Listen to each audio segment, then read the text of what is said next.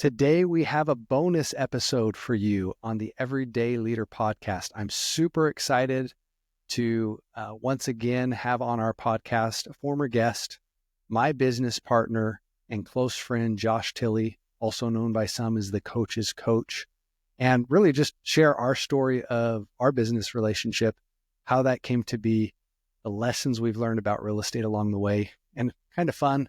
We did this down on the beach in Mexico. So every year, Josh and I have a planning meeting for our business. Typically, we bring our family along and make a vacation out of it, and wanted to share some of the things inside of my life that I'm working on and just take you on part of my journey and part of the climb that myself and my business partner, Josh, are on together. Today is the day. Welcome to the Everyday Leader podcast. Leadership is a choice. Join me, Matt, and my co-hosts Drew and Tate each episode as we break down how to lead powerfully in your family, team, and organization. Welcome to today's episode of the Everyday Leader podcast. I'm your host, Drew Norton. Super excited to kind of do a bonus episode here with my good friend, business partner, Josh Tilley. Some of you know him as the coach's coach, and we're just outside of Rocky Point in Mexico on a family business retreat that we do annually as a tradition. Pretty cool. That how long ago? A year ago-ish? Only a year? How long has it been? 2 years? 3 years now? 3 years? This is our third one. Gosh. Yeah.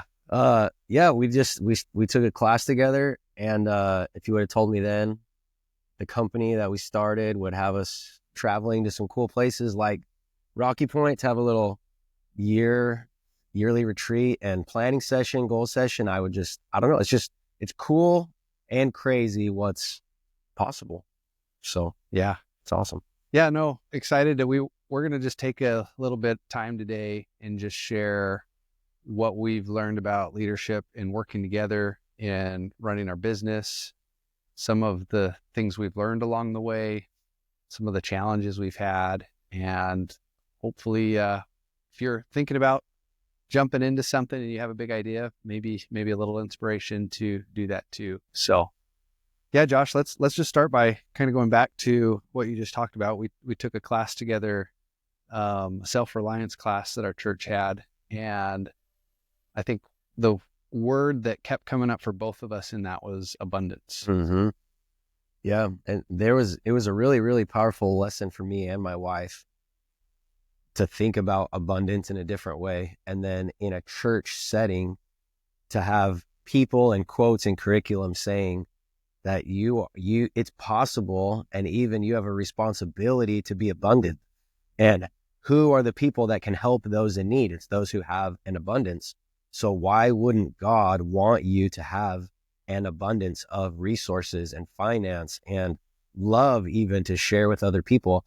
And that word it just kept coming up, and we connected on that and a few other things. Like I know I kept having questions about debt. I was raised in a super traditional, very tight, like don't take big risks, like really great family, but be safe was like huge, and debt was a no. So when in this book, when I talked about debt, and I was like, I don't know how I feel about this, and Drew would echo some of those same sentiments about debt, and I was like, oh, I kind of like what Drew's saying about debt rather than no debt. Let's use some debt responsibly to be able to leverage and create and explore. And I loved what he was saying, and so we talk more. And anyway, so that was kind of like our first 3 or 4 lessons probably. Yeah. And it kept coming up over and over again. And I think going into that, I remember feeling like, oh, this is going to be another like live within your means, don't have any fun, like kind of money class. And it ended up, and it was cool because the class was kind of taught by, like there was no teacher. Yeah. Like we taught each other. We self-guided. It was self-guided curriculum. And so it was really awesome just to like kind of see how faith and abundance and like just a belief that, hey, God wants more for us. Yeah. Really resonated with both of us. Well, and it was really my first experience with masterminds. I didn't know there was really, I'd heard about stuff, but I'd never personally had been a part of it. And that was a free masterclass on finances. Since then, I know you have too. We paid a bunch of money to be in master classes and go to events and be taught some of the same principles. But this isn't a promotion of our church's group, even though it could be like, this is a crazy cool testimonial of how we started a company by being in this course. But yeah, I think just principally, if you can get around people in a learning and progression type of atmosphere, then there's just some really cool things that can happen. And being around those people will help you explore and develop and get inspired. And then if you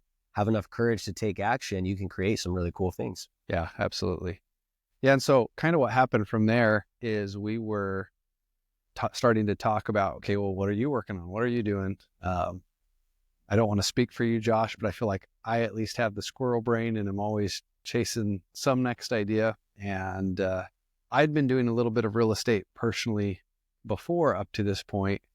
And I remember Josh asking like what the next real estate deal I was going to be doing. And it just so happened that I had a client of mine at that time that had some apartments that they were ready to sell and they were willing to give us seller financing. And for the listener, if you're not familiar with real estate or seller financing, that's where somebody says, hey, I'll sell you the property and I'll give you a loan rather than you have to go to the bank. So that's a huge win in real estate when you can get seller financing, because it allows you to be creative and maybe create deals you couldn't otherwise create with a bank involved.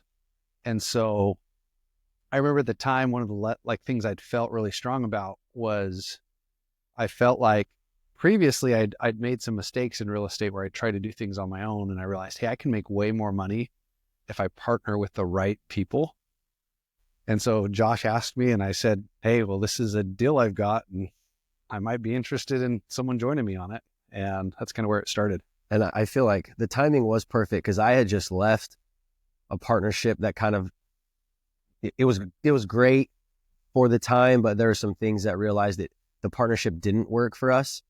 And so for a minute, I wondered, man, am I supposed to do everything all on my own? And I don't want to do it all on my own. I like strategic partnerships. And then when Drew was talking, I remember kept thinking like, man, I would love to partner with someone like Drew. We're different enough and we have similar visions enough that it felt like it could be really cool. And I was just hoping there'd be something that would come up. And even in that class, I kept thinking, man, I'd like to do something with that guy somehow, sometime.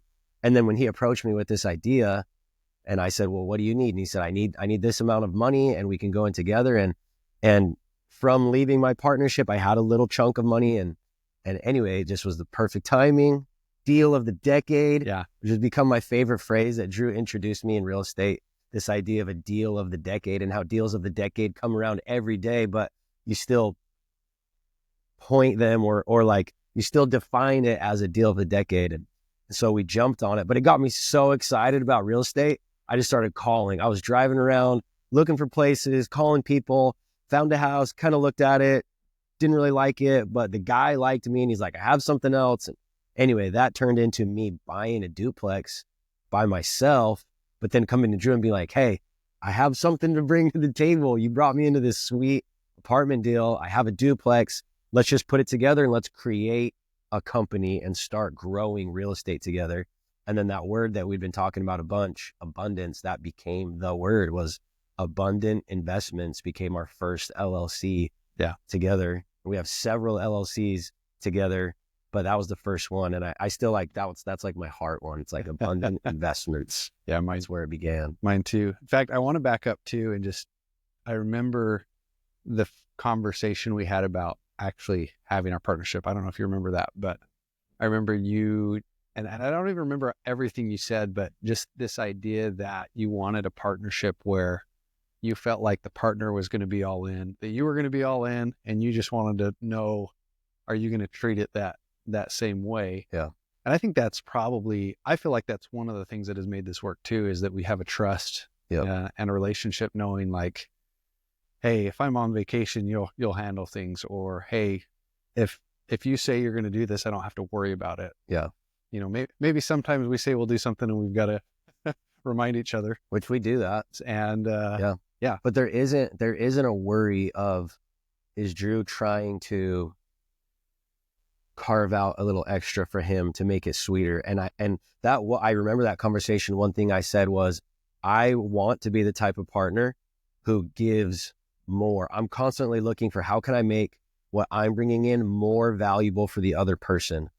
And I've had other partnerships where I felt like I was doing that over and over. And I never felt that in return. I almost felt like they were trying to just carve a little extra for themselves. And Drew is exactly what I had hoped for and more, where he's like, no, I mean, you did that, let me give more, which it's not a tick for tack either, but it's just like, I want to bring so much value to him that he thinks this is incredible to partner. And I also want to feel that same way. And there's this synergy that's created.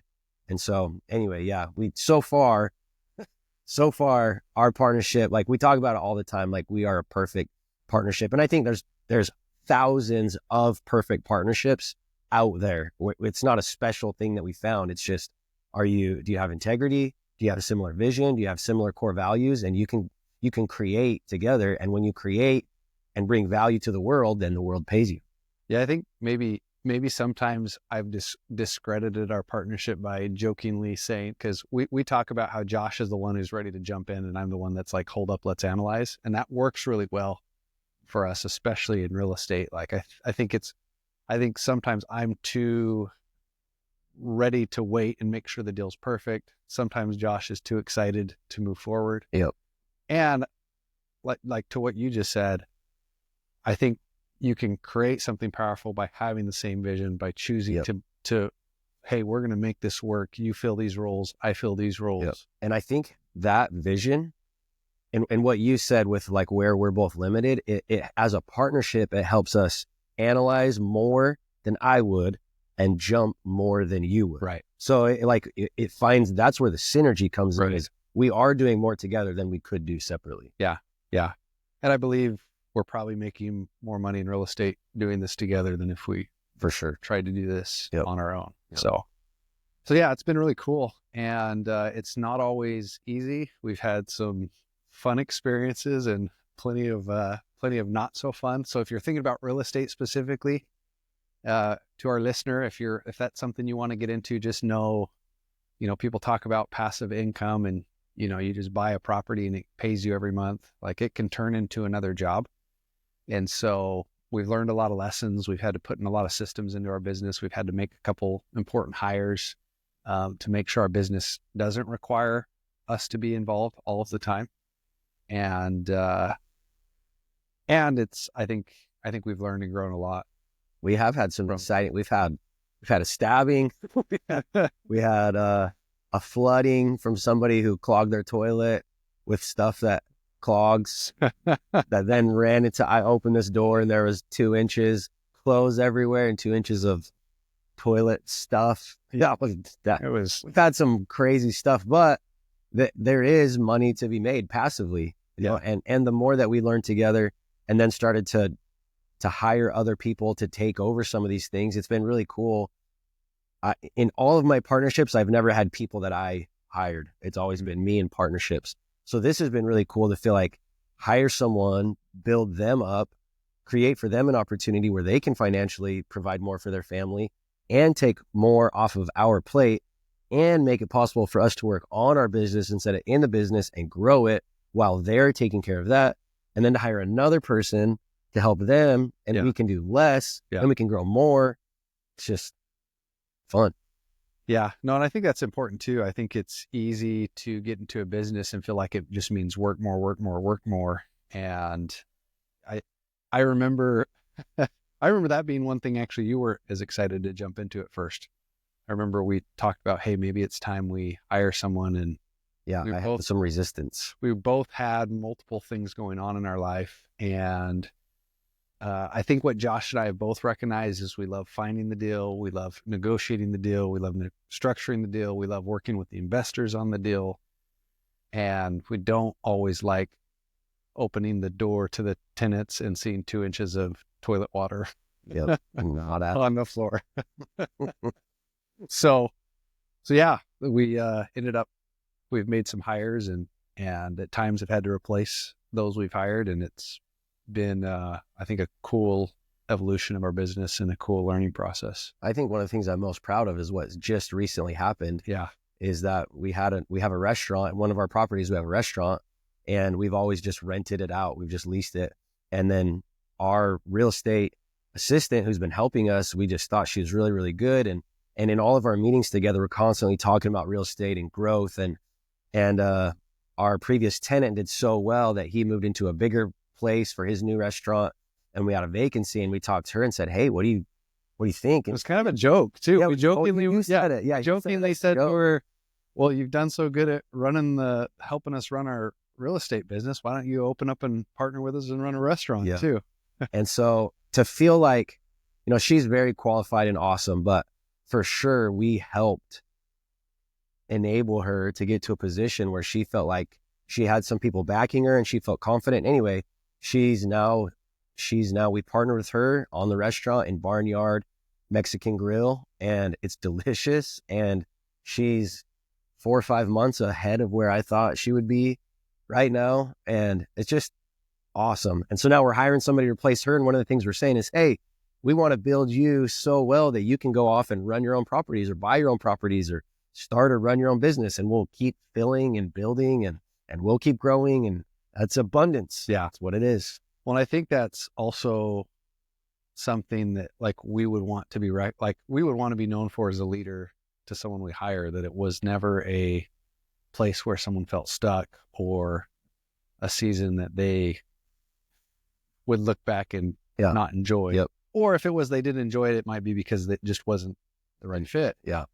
And so, this experience with our last assistant's been awesome, just to go see her kind of take a leap forward for her.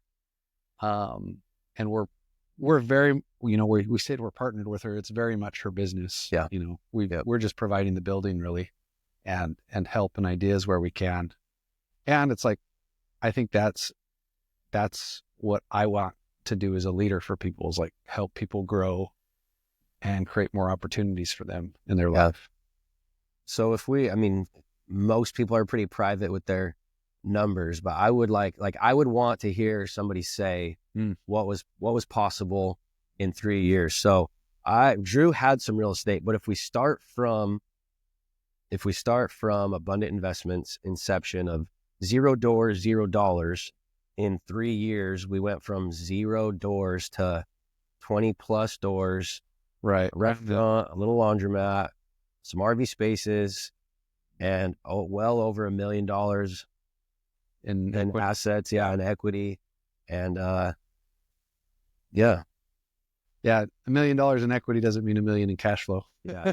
There's months where we don't get there's months that we've had to sacrifice, but we've also purchased only deals of the decade. So even when something goes wrong, we have enough cash flow in other areas that once we did our first big deal, there's been very little that we had to pull back out of pocket. There were months we didn't take, right? But I don't know that we've ever had to go back into our own. We've never, besides our first deal where we had to put some money in initially to get started, we've never had to put personal money back in. That's pretty cool. Yeah. That's pretty cool. It's been awesome. We have worked with investors. So there have been, hey, we've got a property that needs $30,000 of work and we'll bring an investor in. It's great for them because they get good interest on their money. And then, at some point we cash them out or pay them back off. And so we have done that. But as far as like, we're not having to go put money in over and over and over again. So maybe I've had a bunch of people when they hear I'm doing a bunch of other stuff, but then when they hear a little like, wait, you do real estate too? They're always like, wait, what's your real estate? And it's exciting. And I like talking about it. But if people ask me, I'll probably refer them to this podcast. Yeah. And maybe I'll just ask you, Drew, somebody who just wants to get started. Maybe they have 5, 10, 15 grand sitting in the bank. They're interested in real estate, curious about it, want to do something. What would you tell them to do? The first thing I would say is get some education. Yeah. Like start there first. That's what I would say is hire a mentor. Very similar. Hire a mentor, maybe read a couple real estate books, maybe join a real estate investing group. And look, just that doesn't mean join the first group or hire the first coach you talk to either. Like make sure it's someone who's doing what you want to do. Yep. That's super important. And that it's someone you can have access to and get help from. And so for me, like it was like Rich Dad, Poor Dad was the first education I got. Yeah. And I bought my first property probably within a month on my own after doing that. And then I paid for a group, I think it was about $6,000. I paid for a kind of a guru's program and it helped me buy a deal, and I'm probably made $60,000-$70,000 on that deal. So it well paid for the 6,000 or 7,000 I invested in. And then I also joined a real estate mastermind that's kind of shifted. They're not quite in full effect anymore. It was a big real estate mastermind in Arizona. They went online with COVID, and since they're not, the main part of that group has gone off. But that was, I joined it with my mom. I think we each put in 10,000 to join, and I probably made the money back in a month. Like, just had another deal come across the table. So sometimes you think like, hey, I've got to have all this money to invest in real estate.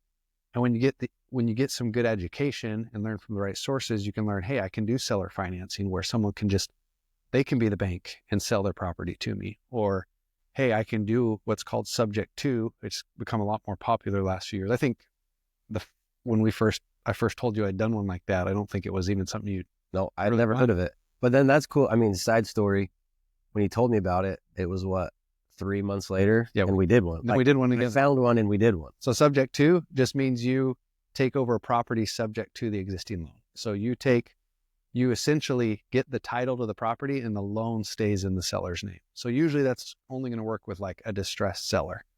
And so there's just so many ways. If you can find someone who's done what you want to do in real estate that can either teach you, or there's just so much good education on YouTube, on the internet, buy some good books, and you can really start learning. And this could apply to so many things outside of real estate. Like Yep. anything you want to do, there's almost somebody who's gone out and done it before. And I love books just because a book is something you could like $5, $10, $15, and you can learn something that maybe has taken someone a lifetime to learn. That's actually, I have not put as much time or money into learning real estate, which has been really a blessing to me to like partner with someone who has it, which doesn't mean I'm excused from it. But before we partnered, I hit this point that I was like, I'm interested in real estate. I want to learn more about it. And it kind of started with, I had a picture of a boat and I was like, okay, this boat that I want is going to be about $700 a month. How could I buy an asset that will pay me $700 a month? I was like, well, real estate, I know does it. And I actually got sick. I had the flu for like 4 days and I read like 10 books on Airbnb and real estate and just was like, I'm going to figure this out somehow. So that was all. I probably read 30 books in the next 3 or 4 months leading up to our first meeting. Yeah. So even though my path wasn't exactly the same, like I kind of lucked into meeting Drew. It wasn't like I had done nothing. Drew wouldn't have wanted to partner with me if I was just like, oh, tell me everything about real estate. Like he recognized I was excited. I had some capital to put in. I had done some research. Other things I was doing was being successful. So anyway, if you are starting from zero, get education, pay someone, pay a program, join free groups, get on YouTube, get an education. And as you start working in that space, things will happen. You'll go to a mastermind, go to a dinner, you go to a free meeting and someone will say something and you shake their hand and they say, hey, I'm actually running a webinar next week. Hop on and you'll meet somebody there. Like, you just got to get in the game. Yeah. You got to get in the game. I think sometimes too, it's not just about like making the money. It's like the lessons and the experience you learn. Cause like not every deal has been a home run for us. And I can say we've learned some like really important lessons in you become more valuable to other people as you learn those lessons. And then, you can offer value from what you're learning. Yeah. Yeah. And this is like another side. I just think, I don't even know if this is helpful for other people. Anytime I'm in real estate circles, I have to tell the Robert Kiyosaki story though. Oh, I just think it's literally one of the coolest things ever. Was he loved Rich Dad Poor Dad. I had read it as well. And we were going to this, you invited me to go to a meetup. Yeah. Our good friend of ours, Dallin Schultz, he's been on the podcast, the Everyday Leader podcast, and a friend of mine for long years. He's the one that told me to read Rich Dad Poor Dad. So it was kind of a cool circle. He was hosting at the time really big, large multifamily apartment investing meetups. They were really, really big events they were doing. Robert Kiyosaki had come to one before, which was really cool for him. And then, he had another big one that he was doing. I can't remember if it was Gilbert or Chandler or somewhere down there. And so we showed up and the thing that I remember what Drew told me was his Robert Kiyosaki's secretary is going to be there.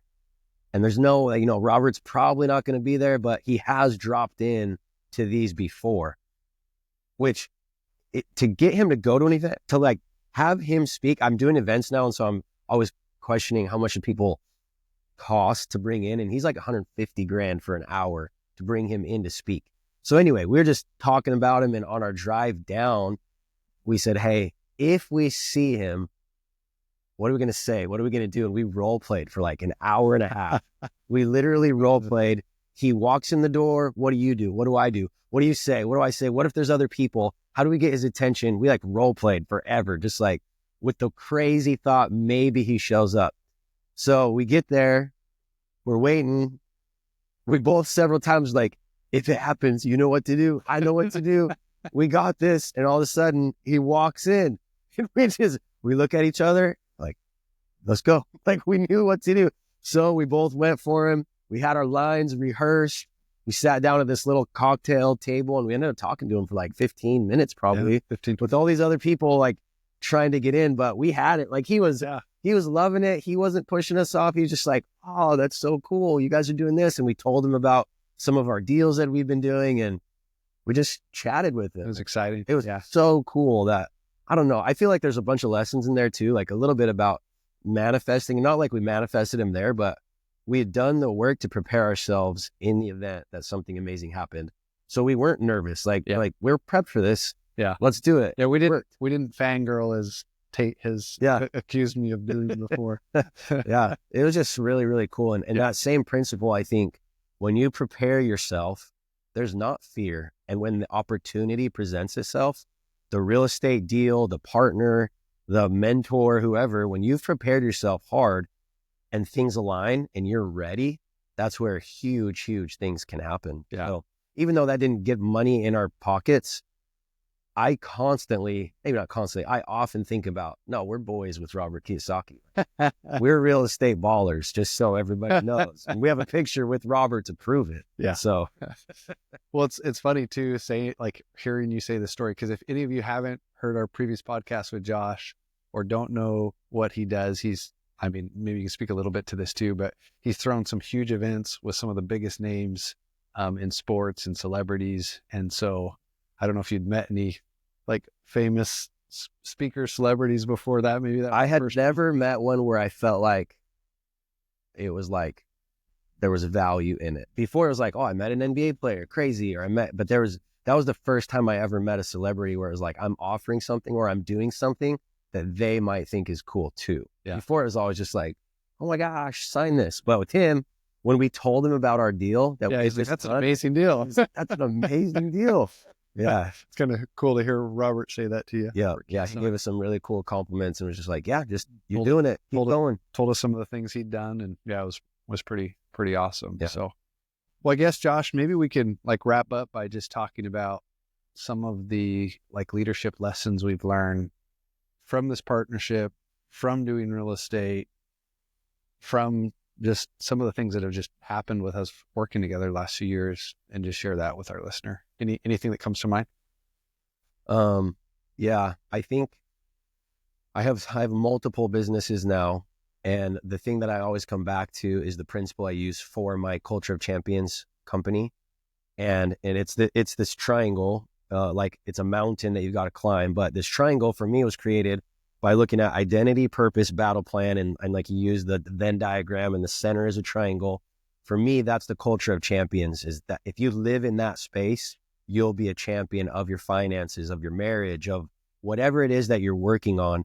But you've got to be clear on your identity. Who am I? And Drew kind of mentioned this earlier, but like integrity is something both of us, like that is who I am, is I am uncommon integrity. That's one of my statements. So you know who you are, and I have several others, but that was just as an example. I know who I am, then my purpose. What am I doing and why am I doing it? Like, what is my purpose? And then I get those aligned, and then I just come up with a plan. And that's my what I do on a weekly, what I do on a monthly, what I do yearly. And where those three things align, culture of champions, that's where the good stuff happens. It's awesome. Yeah, no, it's kind of cool to be here.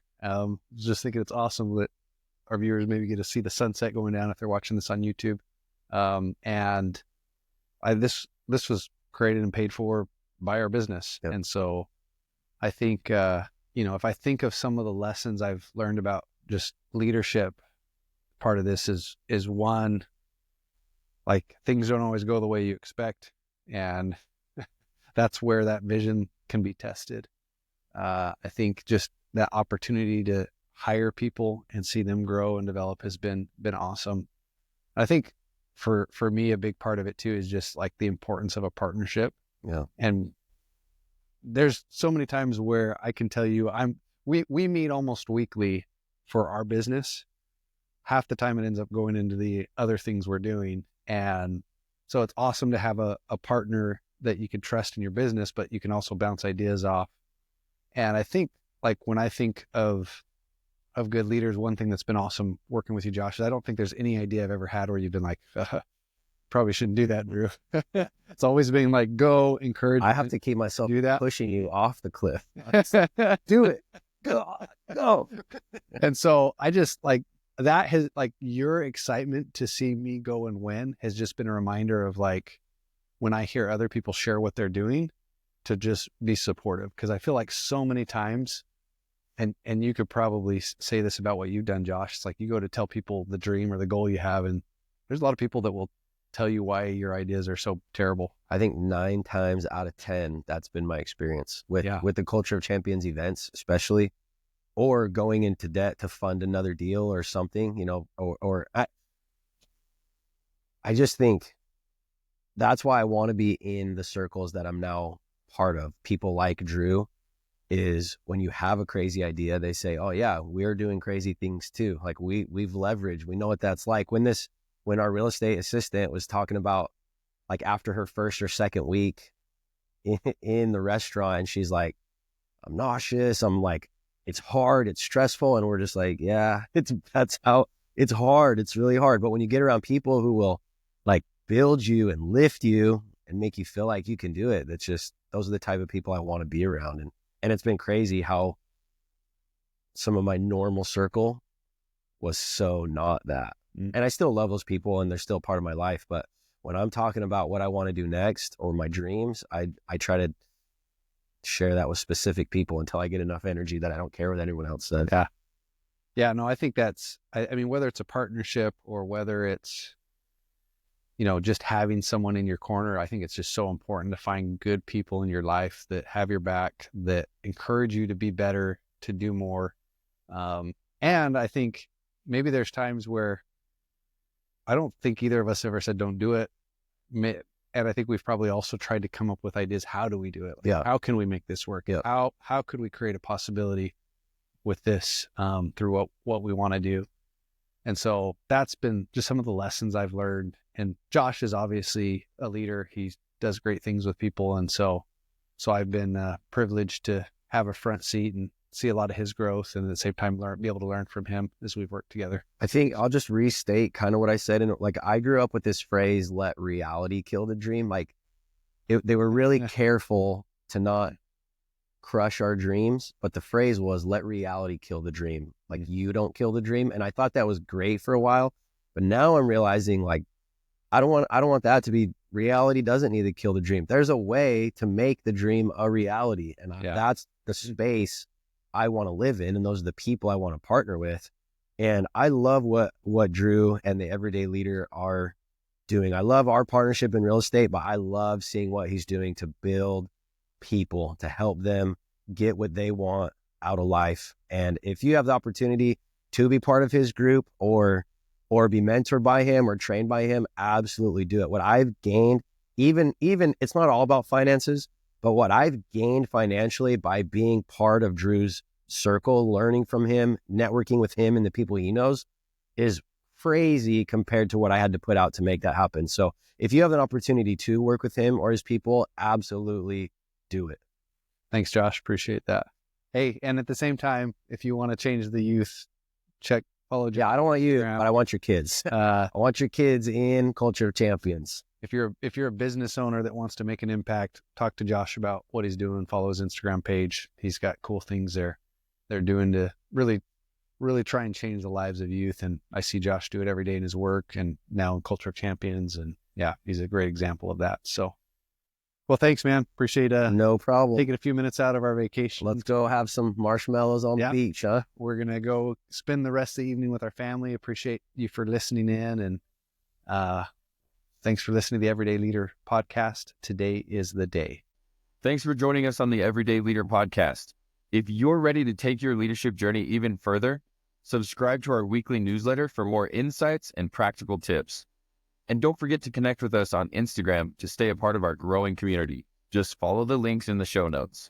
If this episode impacted you, please help us spread the word and share the link with a friend from wherever you're listening.